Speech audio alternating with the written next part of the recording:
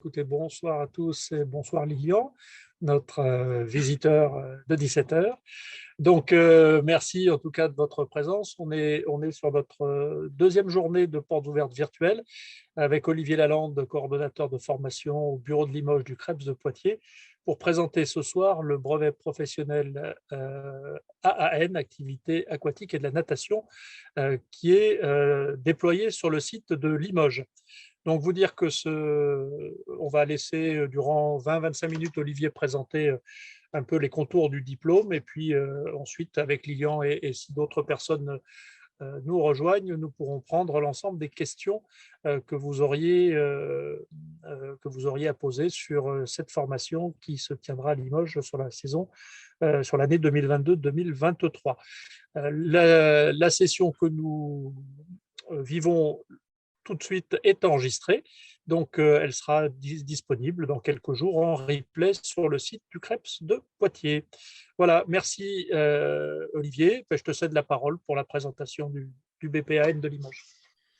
Merci à toi Olivier. Donc Olivier Lalande, donc référent du bureau de Limoges et donc particulièrement pour aujourd'hui, coordonnateur de la formation BPGEPS, activité aquatique. Donc je vais partager mon écran. Vous allez me dire si ça fonctionne. Est-ce que vous voyez? Oui, parfait. Voilà. Donc le BP activité aquatique et de la natation qu'on met en place depuis le début des BPGEPS, depuis plus de 10 ans maintenant ici sur Limoges.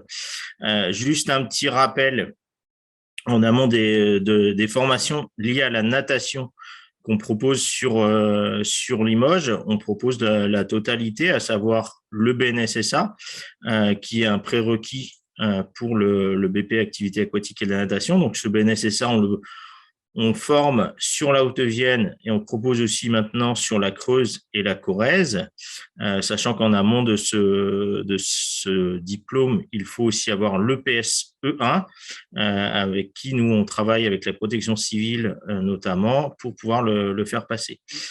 Le BP activité aquatique et la natation qui permet l'enseignement d'animer et de surveiller. On verra tout à l'heure un peu plus en détail sur la présentation. Et après, une fois qu'on a obtenu le diplôme, ce diplôme fait partie des diplômes qui ont un recyclage tous les 5 ans, pardon.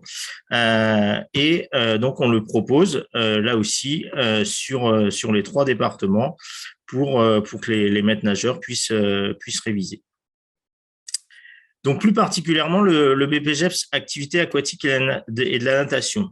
Ce qu'il faut savoir, donc, c'est qu'il faut avoir au moins 18 ans au moment des exigences préalables de mise en situation pédagogique. On peut être un petit peu plus jeune avec une démarche d'émancipation. C'est le cas, par exemple, cette année. On a une stagiaire qui a démarré à 17 ans. Donc, c'est possible, mais effectivement, il faut avoir une démarche d'émancipation avant. Être titulaire du PSE1. Donc, PSE1, c'est bien, on va dire, le deuxième niveau vraiment de secourisme. Le premier niveau étant le PSC1, qu'on passe souvent au niveau du collège, lycée. Là, on est sur une semaine de formation de secourisme. Et ça, c'est un prérequis vraiment avant le BNSSA. Être titulaire du BNSSA. Et après, donc, il y a un test sportif qui est nouveau au niveau de la distance et de la durée cette année. Bonjour Léna, qui vient d'arriver aussi. Avant, c'était un 800 mètres en moins de 16 minutes. Maintenant, on est sur un 400 mètres nage libre en 7 minutes 40. La petite particularité cette année, c'est que cette épreuve peut être réalisée en amont des tests de sélection parce qu'elle peut être validée par un maître nageur au sein d'une piscine, maître nageur qui est à jour de son recyclage et qui a une carte professionnelle et qui peut attester de ce temps lié à cette distance. Donc pour ça, il ne faut pas hésiter à nous demander. On a des documents, des attestations types qui peuvent être remplies par les maîtres nageurs. Et ensuite, il y a une épreuve écrite et orale. Par contre, si c'est dans le cadre de Parcoursup, vu qu'actuellement on est dans le dispositif Parcoursup, on a simplement une épreuve orale. Au niveau des infos calendaires, on a donc la date limite d'inscription qui est au 3 juin pour une inscription hors Parcoursup, les tests de sélection qui ont lieu le 8 juin et la formation qui démarre tout début septembre, du 12 septembre 2022 au 30 juin 2023. L'idée étant d'avoir fini avant la saison d'été pour pouvoir travailler dès le 1er juillet sur une structure. Dans le cadre de Parcoursup, les TEP sont le 3 mai à Poitiers et après, on a des tests de sélection le 5 et 6 mai à Limoges. Au niveau des objectifs de cette formation, elle permet, comme je l'ai dit tout à l'heure, d'arriver à des compétences qui sont liées à l'enseignement, à l'animation et à la surveillance. Donc, pour ça, vous allez être amené à concevoir un projet pédagogique, à conduire des actions auprès de différents publics, donc que ça soit sur des activités de loisirs et de forme type activité aquagym, aquabac et tous les dérivés qui peuvent exister.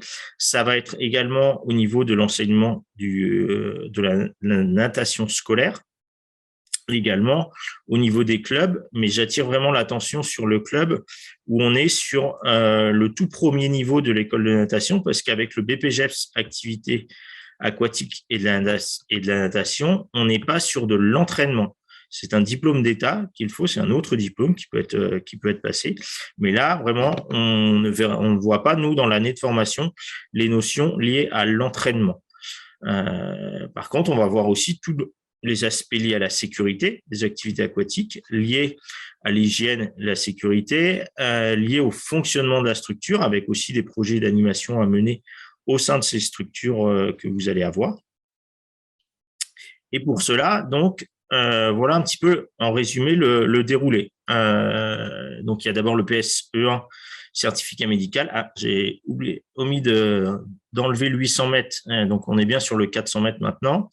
Le test de sélection avec l'écrit et l'oral. Et une fois qu'on est admis, la formation dure 600 heures en centre de formation et 300 heures en alternance. Après, on peut avoir ce qu'on appelle des dispenses liées à des diplômes que l'on va avoir. Par exemple, dans le monde de la natation, il y a des brevets fédéraux, et si on a déjà un brevet fédéral premier degré, on va avoir une dispense sur les exigences préalables de mise en situation professionnelle. Si on a un brevet fédéral deuxième degré, on va avoir des UC déjà de validés. Également, si on a un autre BPGEPS d'une autre spécialité, on va avoir des UC déjà de validés. Donc ça, c'est au moment du positionnement, en début de formation, on voit par rapport au diplôme que vous avez. Il existe aussi un dispositif d'allègement, c'est-à-dire que quelqu'un qui aurait déjà des compétences par le biais, par exemple, je pense notamment aux personnes qui viennent de STAPS, qui peuvent avoir dans certains cursus des compétences acquises, notamment sur l'UC1 et 2 qui est lié au projet d'animation. Eh bien, on peut avoir un allègement de formation. Par contre, on doit passer l'examen à la fin de l'année sur ces épreuves-là. L'une des premières épreuves que l'on passe au sein de la formation, c'est justement les exigences préalables à la mise en situation professionnelle. C'est tout simplement de passer d'un statut, on va dire, d'observateur en stage à intervenant.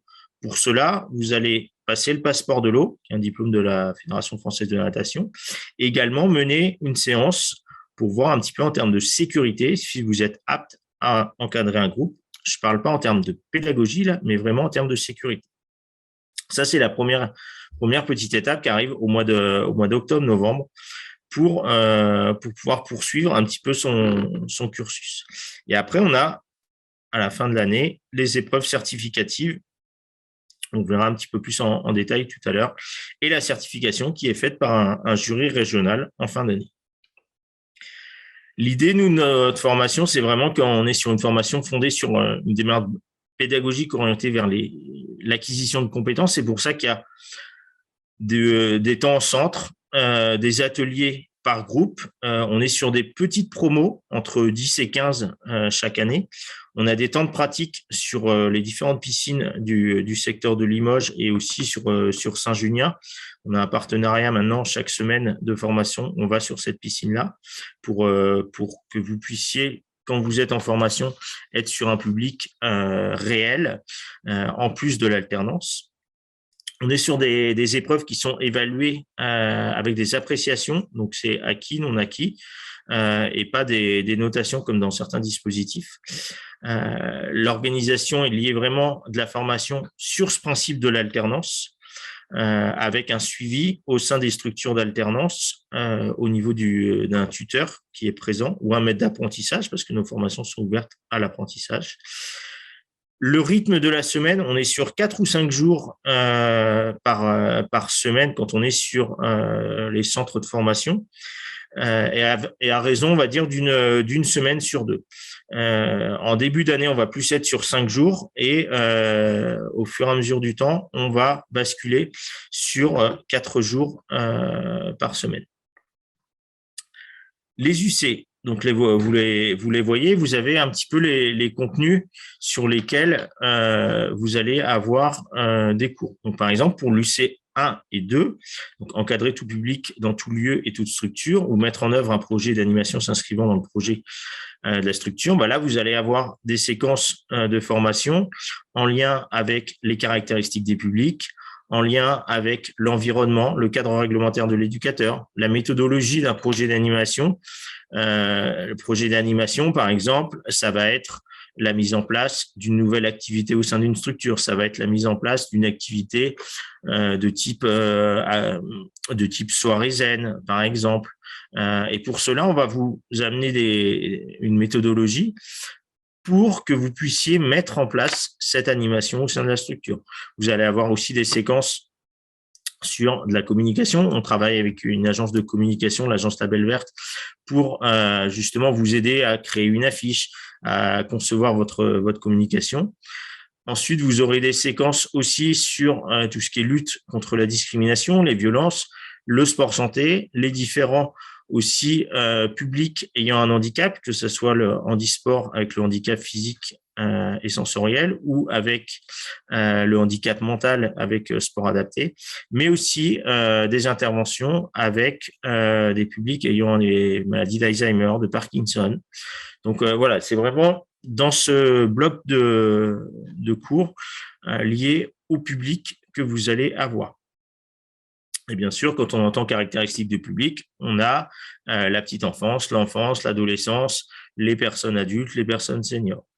Ensuite, sur l'UC3, on va être sur concevoir une séance, un cycle d'animation ou d'apprentissage dans le champ des activités aquatiques. L'idée, là, c'est de mettre en œuvre au sein d'une structure un cycle d'au moins 6 ou 7 séances avec le même public et avec une logique pédagogique qui amène une progression au niveau du groupe. On va être sur de l'apprentissage en natation scolaire. On va être sur les différentes activités, aquaphobie, aquabike, aquatrampo, enfin voilà, tous les dérivés qui peuvent exister.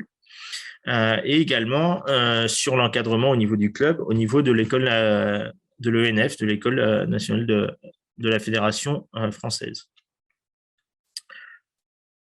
Pour cela, vous allez aussi avoir des séquences de cours sur les sciences humaines. Sur les sciences humaines, donc on entend tout ce qui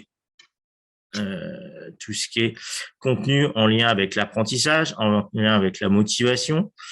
Vous allez aussi avoir des séquences de cours sur les sciences biologiques pour comprendre, voilà, quand je mets en place une séance, notamment en activité aquatique, quels muscles vont être utilisés et pourquoi je l'utilise, tel et tel exercice.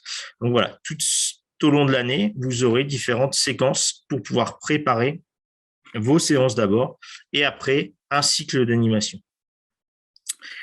Et ensuite, l'UC4, qui est lié vraiment aux techniques des activités aquatiques. Là, on va vraiment rentrer dans de la réglementation en lien avec la pratique. du sauvetage, du secourisme, malgré que vous ayez le BNSSA en amont, il y a toujours des temps et une épreuve à la fin sur le secourisme, le sauvetage, la réglementation sur le domaine du scolaire, de l'hygiène, sécurité, les techniques de nage, parce que vous avez un 100 mètres 4 nages à réaliser à la fin de l'année au niveau de l'épreuve. Là, je vous ai mis à titre indicatif un petit peu la répartition des heures. Ça évolue chaque année, mais voilà, en moyenne, on est sur ces différents temps-là. Sur la formation, donc il y a le temps en centre de formation, mais il y a aussi du temps en alternance. Donc, sur un parcours complet, on a 300 heures, à faire. C'est une répartition, nous, qu'on a choisi de mettre en place de cette façon pour que vous ayez la totalité du métier de maître nageur, à savoir la pédagogie scolaire et club avec l'école natation française, 150 heures, les activités aqua, donc plus l'aquaphobie et les leçons individuelles, donc là sur 100 heures minimum. La pratique personnelle, donc même en alternance, vous aurez du temps pour nager et justement pour les différentes épreuves de fin d'année. L'hygiène et sécurité, 5 heures. La surveillance sur 10 heures, ça fait partie aussi du métier de maître nageur. Et la participation à la structure, c'est 5 heures minimum, c'est notamment pour pouvoir défendre son projet d'animation, pour participer à des réunions, les réunions d'équipe notamment, ou pour pouvoir défendre son projet au sein d'une collectivité, lors d'une commission, par exemple. Voilà, c'est pour voir un petit peu le fonctionnement dans lequel vous allez pouvoir être amené à intervenir. Au niveau de la certification, donc comme je l'ai dit tout à l'heure, l'une des premières épreuves, c'est les exigences préalables de mise en situation professionnelle avec la démonstration du passeport de l'eau. La séance pédagogique qui est sur 20 minutes, suivie d'un entretien de 10 minutes avec une commission. Donc là, cette première étape vraiment est importante parce qu'elle vous permet aussi de vous déclarer en tant qu'éducateur sportif stagiaire auprès des services de l'État pour après, une fois qu'on a le diplôme, avoir une carte professionnelle. L'UC 1 et 2 est regroupé dans une même épreuve, à savoir le projet d'animation. Donc, réaliser un projet d'animation, réaliser un dossier d'une 20aine de pages et le soutenir à l'oral avec 40 minutes, dont 20 minutes où vous allez expliquer déjà votre projet avec une présentation vidéo projetée, comme là, je vous fais par exemple aujourd'hui. Et ensuite, un échange avec le jury pour voir si cette notion un petit peu de coordination de projet, de gestion de projet, vous la maîtrisez dans la mise en œuvre de votre projet. Pour ça, bien entendu, vous êtes aidé par vos tuteurs, vous êtes aidé par les formateurs pour mettre en œuvre cette animation. L'UC3, donc vous avez là aussi un projet à mener auprès d'un public, que ce soit scolaire ou en club, avec donc des séances, au moins 7, et la rédaction d'un dossier d'une 20aine de pages et une évaluation pédagogique lors d'une de ces séances du cycle, qui est suivie ensuite d'un entretien de 30 minutes où pendant 15 minutes, les évaluateurs vont échanger avec vous sur la séance et sur les 15 minutes qui restent sur votre projet. Et pour l'UC4, on est sur trois petites épreuves, à savoir un 100 mètres 4 nages en moins d'1 minute 50, l'action du sauveteur auprès d'une victime, donc c'est exactement la même épreuve que pour le BNSSA, et un écrit d'1 heure sur la réglementation, l'hygiène et la sécurité. Au niveau des employeurs possibles, que ce soit aussi pendant les structures de stage, mais après, quand on a le diplôme, elles sont variées, à savoir, ça peut être les communes ou les collectivités territoriales type communauté de communes, donc les établissements publics de coopération intercommunale. Derrière, on peut passer un concours d'ETAPS, d'éducateur territorial, une fois qu'on a le BPGEPS, pour être titulaire de la fonction publique. Après, on a les associations sportives avec un statut de salarié ou aussi de travailleur indépendant. On peut aussi aller sur ce dispositif qui se développe aussi. Le secteur privé marchand, certaines piscines se développent notamment sur les activités aquatiques avec des piscines spécifiques, mais ça peut être aussi dans le cadre des délégations de services publics, comme à Limoges avec l'Aquapolis ou à Saint-Thirier avec Villasport. Et le secteur sport-santé qui se développe depuis quelques années. Donc, sur le taux de réussite, on a un taux de réussite assez important depuis plusieurs années et un taux d'insertion aussi important parce qu'il faut bien savoir que sur ce type de diplôme, il y a un manque de maîtres nageurs en France. Et donc, très rapidement, comme je le dis, chaque année, dès le 1er juillet, les stagiaires qui obtiennent le diplôme ont un emploi ensuite, au moins déjà pour les 3 mois qui suivent pour l'été. Et après, ça se concrétise sur l'année. Au niveau des coordonnées, donc voilà, vous avez les miennes et également celle de Norma Coiffe qui s'occupe de toute la gestion administrative et financière. Donc, sur cette partie-là, c'est vraiment important de voir aussi avec elle. Sur le montant, donc on a vu sur une des premières diapos qui était de 4 500 €. L'idée, c'est d'essayer de trouver des solutions pour que vous financiez cette formation, plusieurs options, soit dans le cadre du dispositif Parcoursup, donc en émettant un vœu et en passant les tests à ce moment-là. Nous avons quelques places dans le cadre de ce dispositif. Cela peut être aussi dans le cadre de l'apprentissage. De plus en plus de structures prennent des jeunes en contrat d'apprentissage. Donc là, votre formation est entièrement financée ainsi que vous avez une rémunération. Dans le cadre de Parcoursup, si vous faites partie des stagiaires qui sont pris sur ce dispositif, vous avez aussi le parcours qui est financé par le ministère. Autre possibilité, dans le cadre, si vous êtes demandeur d'emploi, dans le cadre éventuellement des aides individuelles à la formation. Si vous êtes salarié d'une structure aussi, il peut y avoir des aides. Et enfin, il y a le dispositif Sésame, dispositif du ministère des Sports, qui peut aider pour payer une partie de la formation. Voilà un petit peu rapidement pour vous expliquer la formation. Et vous pouvez retrouver sur notamment la page Facebook du bureau de Limoges différentes formations, différentes photos. Vous avez pu voir sur la diapo d'avant, par exemple, là, on était sur de la sophrologie dans l'eau. Voilà, ça faisait partie des séquences de formation qu'on a pu mettre en place. Et donc, tout au long de l'année, vous pouvez voir un petit peu différentes activités que l'on propose. Voilà, donc je vais vous laisser la parole pour ceux qui, j'ai vu qu'il y avait quelques personnes qui étaient arrivées en plus. Donc, n'hésitez pas, soit en ouvrant votre micro ou sinon par le biais du chat, il n'y a aucun problème. Alors, juste une précision, Olivier, pour celles et ceux qui seraient disponibles demain, donc mercredi 2 mars à 16 h, il y a une heure qui est dédiée entièrement à ce qu'Olivier présentait rapidement, comment financer sa formation. Donc, le contrat d'apprentissage et transition pro, le CPF, enfin voilà, les groupements d'employeurs et quelle stratégie monter.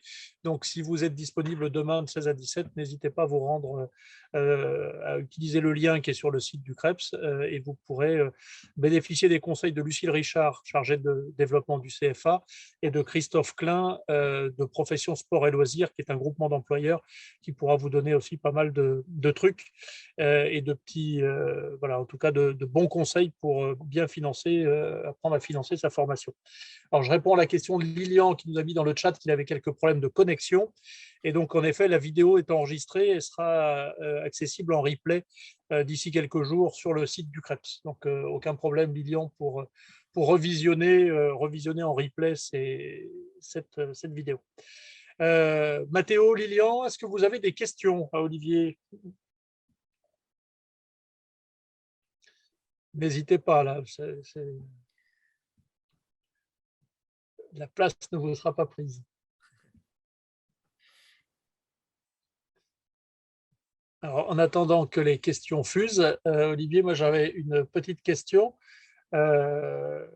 C'est comment dire, une pensée pour notre auditeur préféré. Est-ce que tu pourrais nous préciser également les conditions les conditions de vie et les conditions d'accès de ce qu'est le bureau de Limoges, son implantation à Limoges, l'hébergement, la restauration et comment tout ça fonctionne pour les stagiaires? Donc, au niveau du bureau de Limoges, donc on est implanté à la Maison régionale des sports à Gaïa, site La Bussière, donc pas très loin du secteur de Beaublanc. Donc une grande partie des cours se déroule au sein de cette structure avec des salles de cours, une possibilité de restauration de déjeuner sur place, mais quand on amène sa nourriture, il n'y a pas de quoi réchauffer des plats et un espace pour déjeuner. Il n'y a pas de restauration type self sur place. En termes d'hébergement, on a un partenariat donc avec Keops pour avoir des hébergements au sein de cet établissement qui est à 10 minutes de notre établissement. Donc, il y a des possibilités et notamment une prise en charge dans le cadre des apprentis, sur une aide pour les apprentis. Et après, sur l'accès aux personnes ayant un handicap, l'ensemble de nos salles sont accessibles. Donc là-dessus, il n'y a aucun souci. On a le comité régional justement handisport qui est juste à côté. Voilà. Après, la formation, comme je l'ai dit tout à l'heure, vous serez amené au cours de cette formation à aller sur différentes piscines de la Haute-Vienne, de la Corrèze et éventuellement de la Creuse aussi, sur certains temps de formation, parce que l'idée est vraiment d'être au cœur du métier et donc d'être au plus près des réalités de terrain et de vous mettre, en plus de l'alternance, vraiment sur des temps, même en formation, avec du public. Par exemple, jeudi prochain, on sera sur Saint-Junien avec de l'encadrement de la natation scolaire qui a repris depuis hier et également avec des activités aquatiques avec du public qui vient pour ces activités-là et qui seront encadrés par les stagiaires du BPAN. Donc voilà. Ce qui est important de préciser, tu l'évoquais sur les personnes en situation de handicap, le CREPS de Poitiers comme le bureau de Limoges sont labellisés établissements handi accueillants. Donc voilà, il y a une référente sur le bureau de Limoges qui est Norma Coiffe pour les questions de handicap. Si vous êtes concerné par un handicap de quelque nature ce soit, vous pouvez contacter Norma sur le bureau de Limoges et Isabelle Champalou sur le CREPS de Poitiers. Voilà. Alors, on a une question de Mathéo qui nous dit je suis en formation BF1 et BF2 en natation et si je valide mes brevets fédéraux et je souhaite poursuivre le BPGEPS, mon alternance se déroulerait avec mon club qui se situe dans l'Indre. Est-ce que cela poserait problème que ce ne soit pas dans le même département? Alors, il n'y a aucun souci.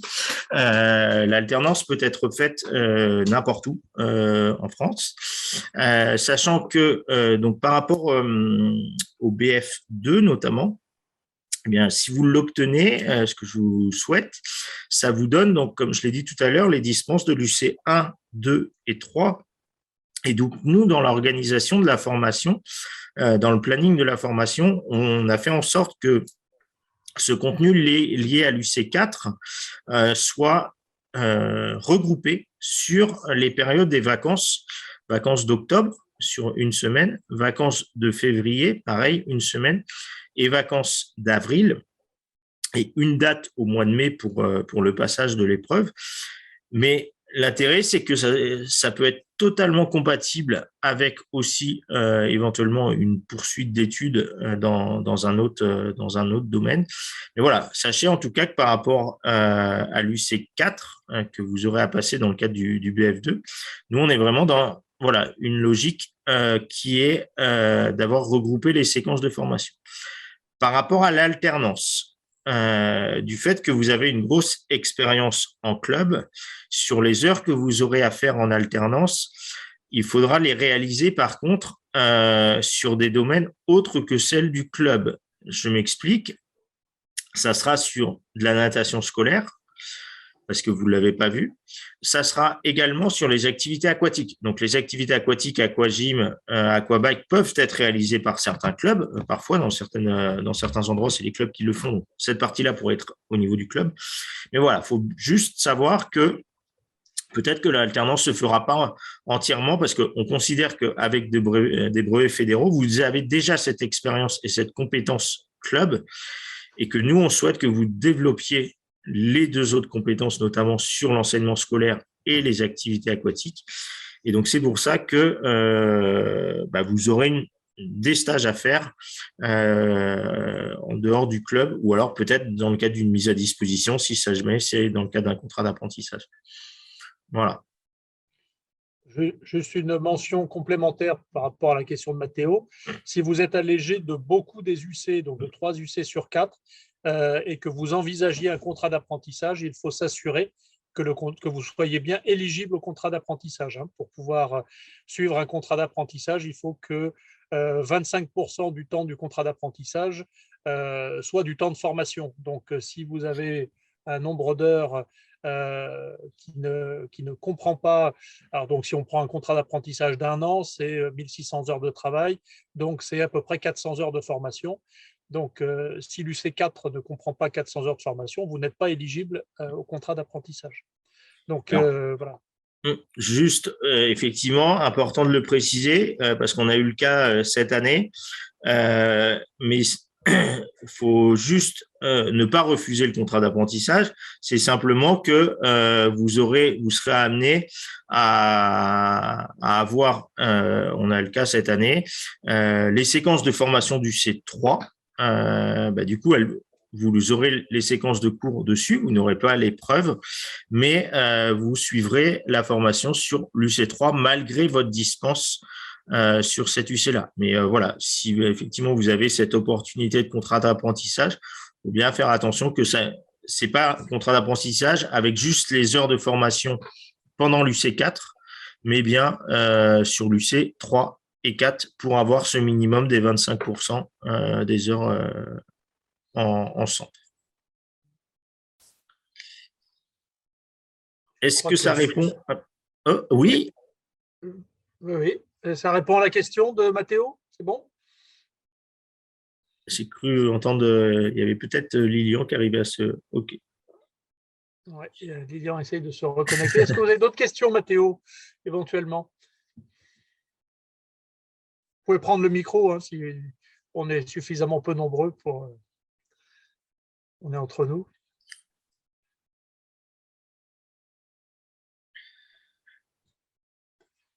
Et Lilian, si vous avez des questions, vous pouvez les passer par le chat, sans problème. OK, pas de micro non plus pour Mathéo.